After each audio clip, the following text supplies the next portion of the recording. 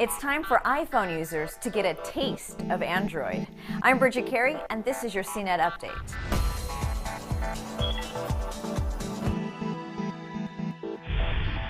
One of the killer features of Android can now be found on Apple devices. It's called Google Now, and it's part of the Google Search app in iTunes. Google Now is a service that aims to be your personal assistant. Using location, it learns about your daily commute and alerts you to traffic issues on the way home, or it could tell you the best way to get to the next appointment on your Google Calendar.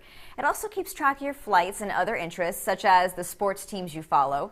There's lots it can notify you about, but for Apple users, you have to keep going into the Google Search app to get use out of it, unlike Android, where notifications pop up. There's also a voice search option, similar to asking Apple Siri a question. So you can ask Google Now if you need a jacket today, or where's the nearest Italian restaurant.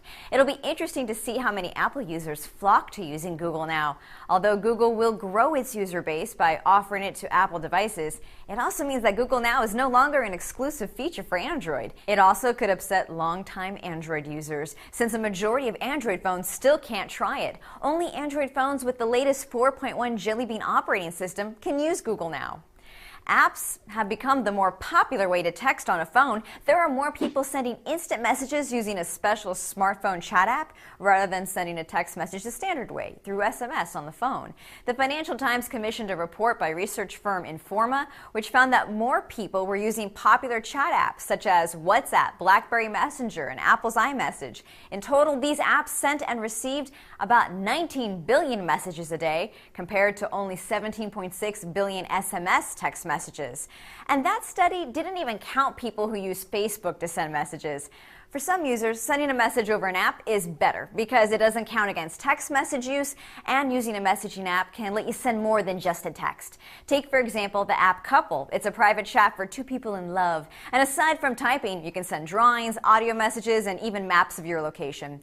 Also, using an app to text or video chat is a way to connect on the cheap to your international friends. You may have seen small businesses use the Square credit card swiper to process transactions through phones or tablets, but you could start seeing more quick service restaurants using Square. The Square Register Service app has been updated to help restaurant managers with new tools that can make notes if a customer wants a special order, and it can be printed out on a ticket sent to the kitchen. That's your Tech News Update. You'll find more details on these stories at cnet.com/update, or you could follow along on Twitter. From our studios in New York, I'm Bridget Carey.